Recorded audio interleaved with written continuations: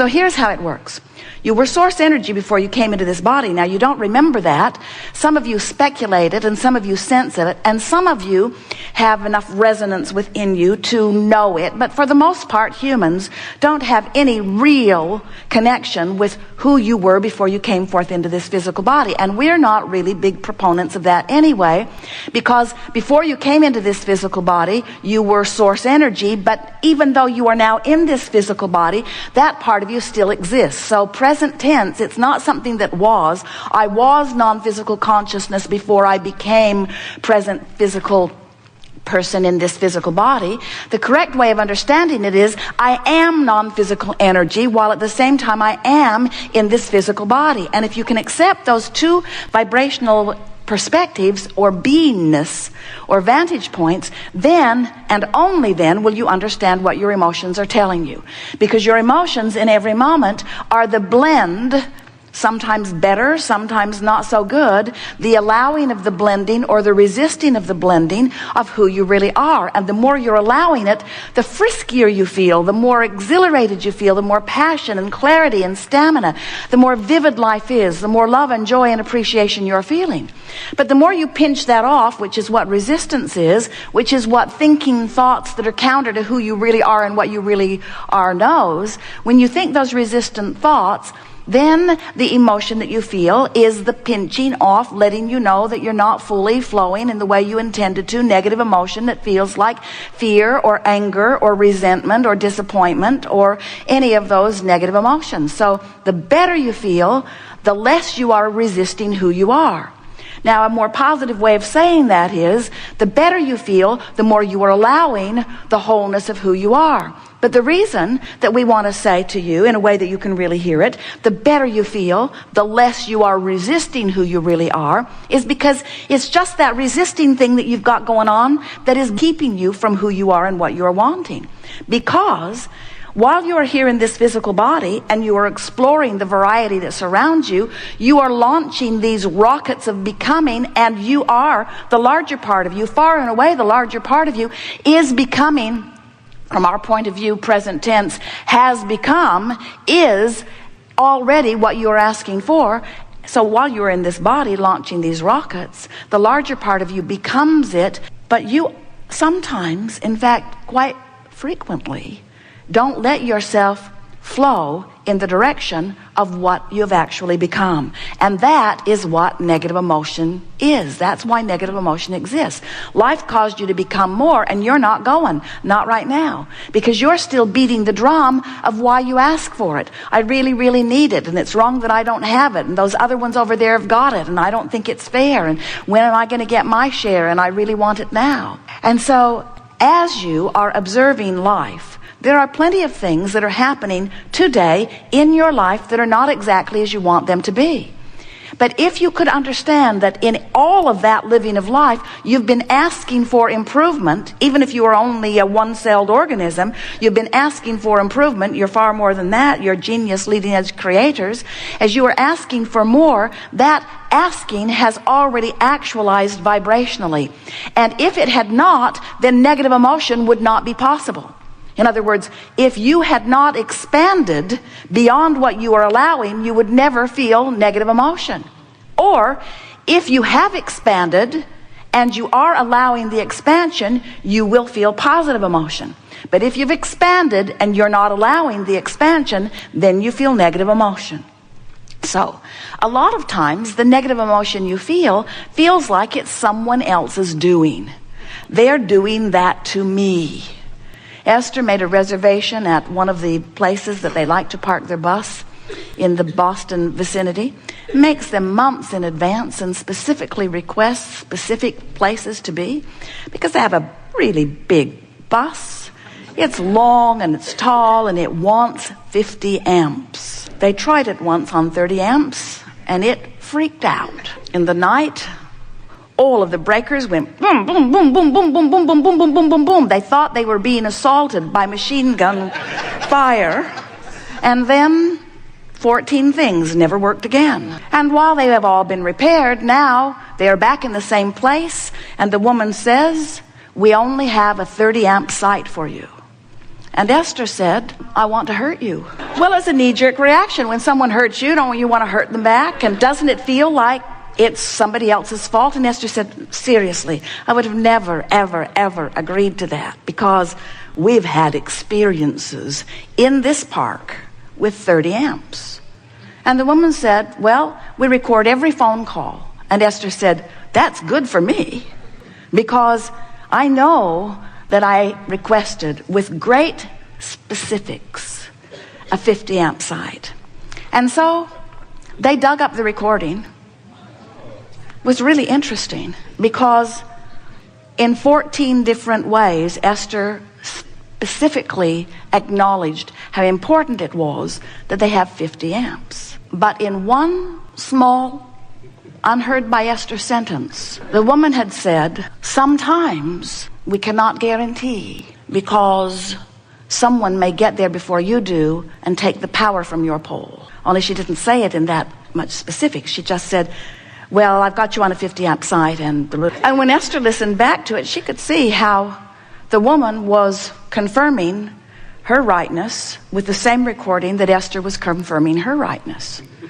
How can we both know that we're right? Now, what we're getting at is, so something that should not have happened, happened. Or should it have not happened? Or should it have happened? In other words, as Esther listened back to the recording, she realized how many times she mentioned how important 50 amps were, from her place of clearly knowing that she didn't want 30 amps. In other words, it's tricky, isn't it? In other words, the way it turned out, and what Esther now knows about law of attraction, which she's been arguing with all day, but she knows that she is not the one exception in all of the universe, although she thinks that if anyone should be, it should be her. But Esther acknowledged, because of the way it turned out, because the way things manifest, that's your proof, isn't it?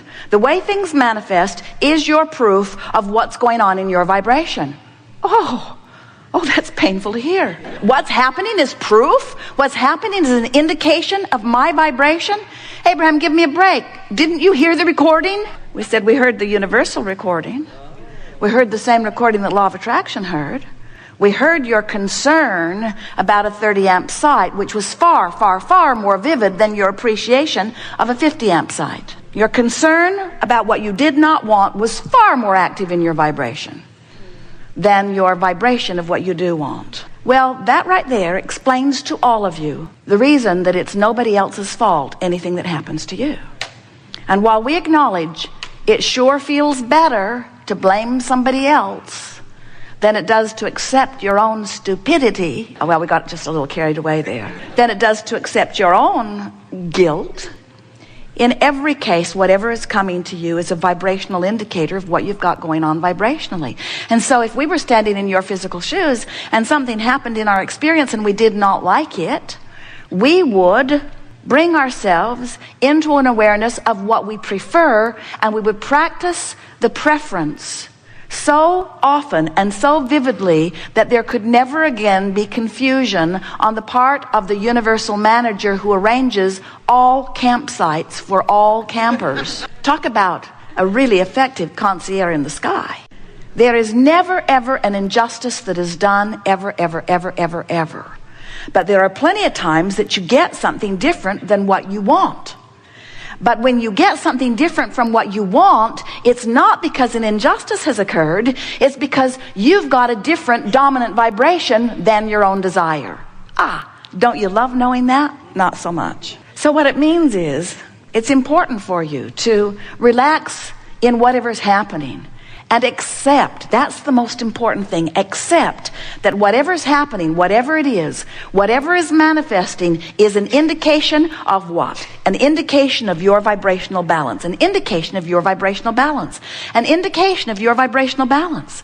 So not only do you have the benefit of emotions that let you know how you're doing pre-manifestationally, but you have stuff showing up that is your indicator of your vibrational mix post-manifestationally. So Esther's first knee-jerk response was, that's just fine. This campground has been a pain in the, for the entire 7, 8, 9 years we've been coming here. They never promised to give me what I want. and we say, you really don't want to need promises and confirmations from other humans, especially those who have a lot of other campers to please. You really don't want to depend on someone else's promise for the way your life turns out. You want to depend upon your vibration over which you have complete control. So we'll be talking today about anything that you want to talk about. We're eager to talk about whatever it is. But we want to give you fair warning that we have complete awareness of what you have already amassed over here in your, what we are calling vibrational reality. What we are calling this vortex of creation, where all things that match your desire have been assembled. All cooperative components have been assembled. The question is, are you a cooperative component? And if you're worried about something, if you're frustrated about something, as Esther thinks back, the few times that her mind moved in the direction of where they were parking the bus, she has to acknowledge that she thought about it from the I know what I don't want standpoint no more than she did I know what I do want. They're also under an acorn tree. More machine gun fire. And so when they go to move the bus, it's necessary that they find a ladder taller than anyone you've ever seen to climb up on top of the bus to sweep off the extended rooms because they can't bring them in when there are nuts on the top of the bus. So as Esther is hearing the nuts falling, she is remembering how much she didn't like hearing them falling last time. And she is remembering how specific she was about not wanting to be under the falling nut tree again. And she is remembering that she had the experience, didn't like most of it, got in the bus and drove away and never thought about it again until she returned. In other words, no effort whatsoever about cleaning up vibration. Just living it, complaining about it, not liking it, feeling the injustice of it, threatening to cut the tree down herself, the really big tree, and then driving away, not returning to that thought vibration, but leaving it right where it was, waiting for her. So the people who are establishing the new assignment are inspired by the power of her vibration to put her right there on that spot where she belongs. There's no injustice ever, is there? So the fair warning that we are giving you is that in all that you are living, you've launched these rockets of desire and you've put them into your vortex of creation. And they are being tended by the larger part of you. They stand as present tense. And this is the thing that we really want you to hear.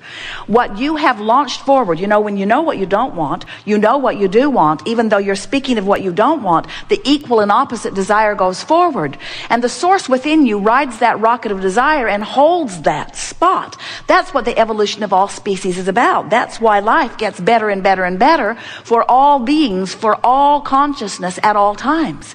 And so as we are visiting with you, even though you may have something going on, and clearly you do, there are all kinds of vivid things that are happening in your experience, and much of them you like and much of them you don't want. In other words, Jerry and Esther have a magnificent life. As we tell this story, there are glitches in their vibration and there are glitches in your vibration. And that's really what we want to talk about. We want to talk about how to work the glitches out of your vibration, how to bring yourself consciously into alignment with what you really want and who you really are, because there is the way you gain control of your experience. You have to give up your effort at controlling the uncontrollable. Jerry and Esther have befriended so many people at that campground thinking that they would have an inside scoop on how the campsites were assigned. And it never works out because no one can buck their current. In other words, you cannot receive from anyone, even very well-meaning people, something that defies the vibration that you got going on. You got one choice and one choice only, and that is to line up with what you want by giving more attention to it than the opposite. So, what do you want to talk about?